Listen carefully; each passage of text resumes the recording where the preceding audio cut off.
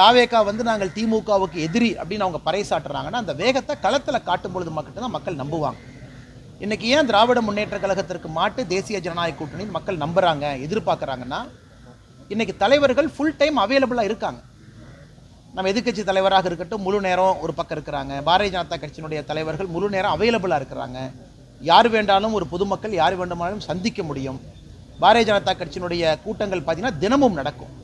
அதனால் தாவேக்காவை பொறுத்தவரை நான் வெளியிருந்து சொல்லுகின்ற கருத்து, நாங்கள் தான் மாற்று, நாங்கள் தான் எல்லாத்துக்கும் மாற்று, தமிழகத்திற்கு நாங்கள் தான் விடிவெளின்னு அவங்க சொல்ல வர்றாங்கன்னா 7 நாட்களும் மாதத்தில் 31 நாளும் 30 நாளும் 24 மணி நேரமும் மக்களுக்கு அவைலபிளாக இருக்கும் பொழுது மட்டும்தான் ஏற்றுக்குவாங்க. கட்சியினுடைய தலைவரே நான் மக்களை பார்ப்பேன், ஆனால் வீக்கெண்ட் மட்டும்தான் பார்ப்பேன், நான் திங்கள்லேருந்து வெள்ளிக்கிழமை வரைக்கும் பார்க்க மாட்டேன்னா எந்த அளவுக்கு சீரியஸாக அவங்க அரசியல் களத்தையும் பாலிடிக்ஸையும் எடுத்துக்கிறாங்க அப்படிங்கிற கேள்விக்குறி மக்கள் வைக்கிறாங்க.